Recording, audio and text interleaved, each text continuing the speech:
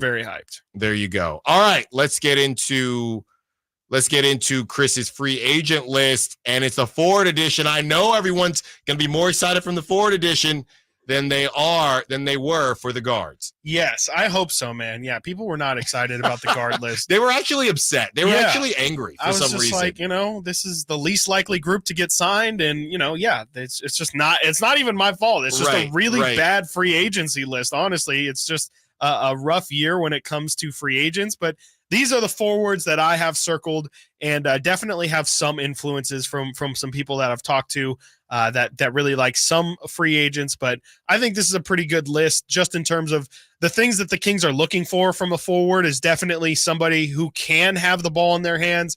I think ultimately it's, of course, somebody who can shoot the three at a pretty decent clip. And, you need to provide some defense and have some length and have some have some Jaden McDaniels in you. I think if the Kings can get any version of a long defensive wing in free agency, I think that's really what they're hoping for. And if there's any upside with that player, that's obviously a bonus. The names that I have circled on here, one, Kyle Anderson, slow-mo, a name that's been, I think, floated around Kings circles for a while, somebody who plays a lot like Harrison Barnes in terms of productivity, except doesn't really have the expectation of a Harrison Barnes. Just a really good, solid Swiss Army knife guy. Royce O'Neal, a name that was brought up a lot at the trade deadline last year. 3-and-D kind of guy, not really as good of 3-point numbers as I would have guessed, but is still somebody who would be classified as a 3-and-D.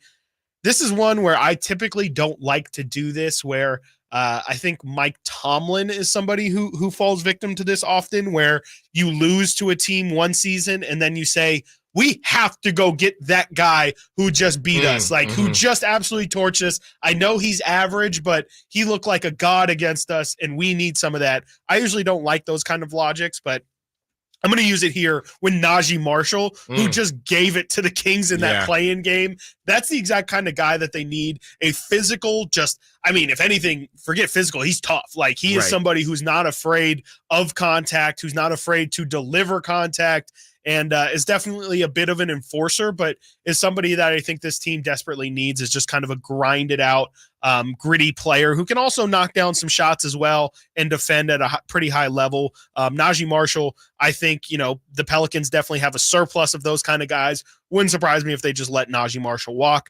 Derrick Jones Jr. is a guy that I'm not personally super high on. I think Whitey was talking about it. He did ball out last night. Is obviously a leaper. I think that's how everyone knows him is from the dunk contest. Crazy athlete. I don't really like much else. I just think defense. I think he's just too much of an athlete. Like, I don't know how much skill is really there. Like, I don't see him taking. Yeah, I don't I think he just relies on his athleticism too much and doesn't really have. He's not really a great shooter. Doesn't really have signature move. He's really skinny too. He can easily be pushed around, out physical. I don't love Derrick Jones Jr., but a lot of people really do. I wouldn't be upset if the Kings sign him. I just don't know what the ceiling would be, and I don't know if he's necessarily a fit for this offense, but I would love to be proven wrong on that one. A name that I've loved for a very long time, Robert Covington, a guy who is... Rocco is a guy who has been a 40% 3-point shooter, but also will have 3 steals and blocks per game. Robert Covington. And it's more Robert Covington from a couple of years ago, for sure. But even last year, he hasn't really found a productive role. He was in Philly this season, was with the Clippers, but is a very, very low-risk guy. You don't have to give him a lot of minutes at all. This is definitely more of a personal fascination with me, but Robert Covington has a lot of seasons where he's got 2 steals and a block, a steal and a half, and a block and a half per game. I think that's the kind of guy that would fit really well next to Domas, at least in theory. Jordan Nwora is a name that I just threw out there because Mike Brown talked about him when he talking about, hey, I have a guy who with Team Nigeria who needed a mentor, and he mentioned Harrison Barnes. So Jordan Nwora is more just the fit and a history with Mike Brown. Doug McDermott, kind of similar thought, is a name that Kevin Herter brought up.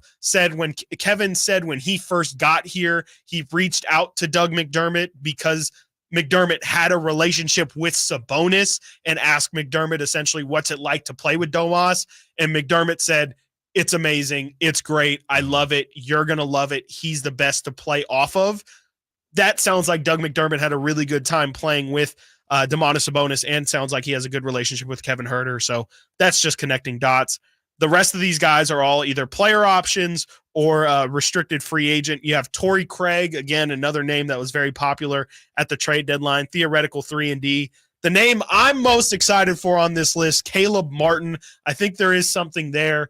He obviously had the Eastern Conference Finals series last year where he had an out-of-body experience and played out of his mind against the Celtics. I don't think he's that guy, but I think that there's something there that shows if he were to be given maybe an elevated role in Miami, everybody's kind of you do what you're asked to do and don't do more.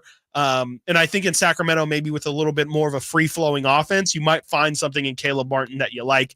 And then this one is, I'm going to be honest, this one's not really on my radar until Brendan Nunez.